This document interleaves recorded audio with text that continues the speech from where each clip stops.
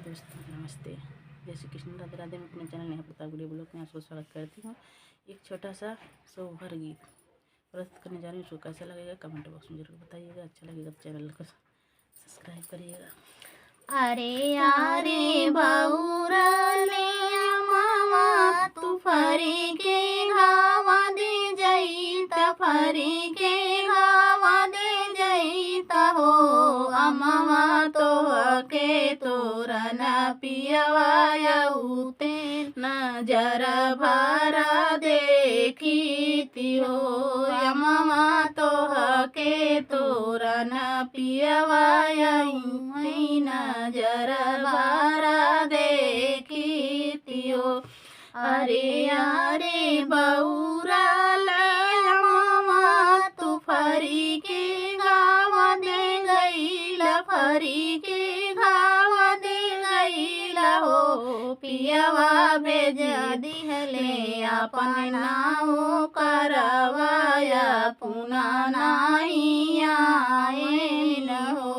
पियवा भेज दिहले अपन नाव करवाया पुना नहीं आए न हो।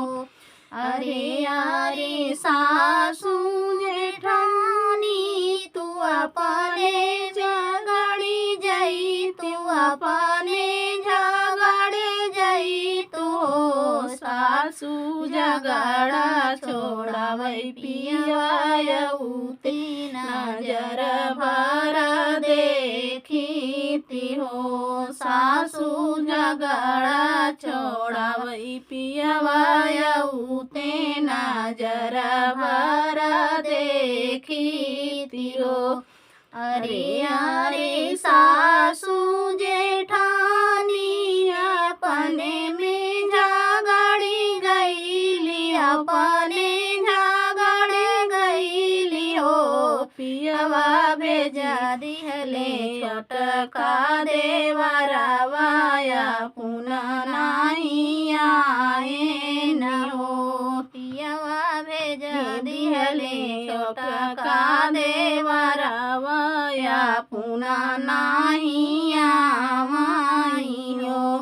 अरे अरे छोटा की नाना दिया तू एक दिन सासुरे जई, तू एक दिन सासुरे जई तू हो। ननदी तो के बेजन पियवायउते नजर भरा देखी हो।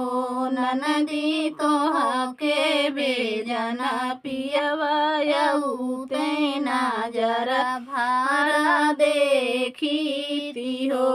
अरे अरे छोटा की नाना दिया तू एक दिन सासुरे गईली, एक दिन सासुरे गईली हो। पियवा भेज दिहले डोलिया कहाँ रवाया पुना नहीं आई हो।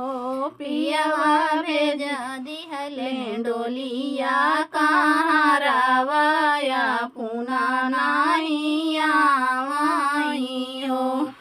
अरे अरे गोदी के लाला नावा तू एक दिन रोई जईता, एक दिन रोई जईता हो।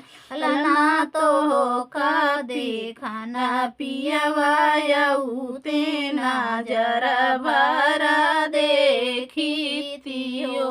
ललना तो का देखना पियवायउते नजर भरा देखी हो। अरे अरे गोदी के लाला नावा तू एक दिन रोई गईला, एक दिन रोई गईला हो।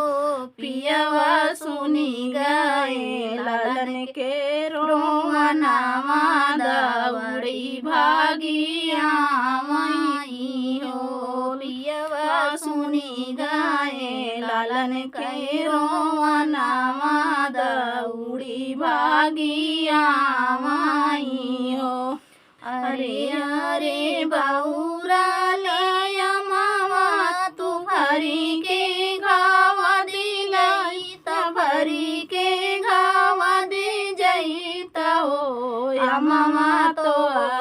तोरा ना पियवायउते नजर भर देखी हो अम्मा तोहके तोरा ना पियवायउते नजर भर देखी हो।